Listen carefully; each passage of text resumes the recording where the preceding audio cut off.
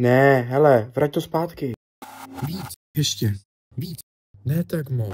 No, tak jdeme na to. Psalo se 11.8. Den, když si mi změnila život. Koupil jsem si vapíka. Pizděc, takhle to nemá být. Byl to den, kdy se mi opět rozsvítily oči a i celý svět. Pro lepší pochopení se ještě trochu vrátíme. To jsem já a to taky. Jo, tohle též, to jsi ty. A to jsem já, když jsem s tebou. Není to ale jenom o tom, že máš dnes narozeniny. Je to ale o tom hlavně, kým jsi. Což hrozně často zapomínáš a to je škoda. Zapomínáš, jak moc krásný úsměv máš. Jaká lvice jsi a jakou silnou ženou se stala. A že i když je ti nejhůř, vždycky tady pro každého jsi. Nesmím opomenout, jak krásnou a hodnou ženou jsi. A v neposlední řadě...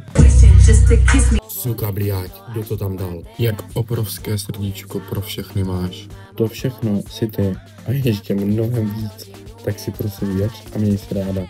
Strašně moc bych si přál, aby ses dokázala vidět mýma očima, protože teprve potom by si pochopila, jak moc pro mě znamenáš. Jsi mi vším, čím jen být můžeš.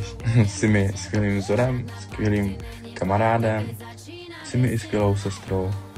Nesmím zapomenout, že jsi skvělou matkou Magdalenky a Filipka. Jsi skvělou řidičkou, kolegyní. Jsi prostě...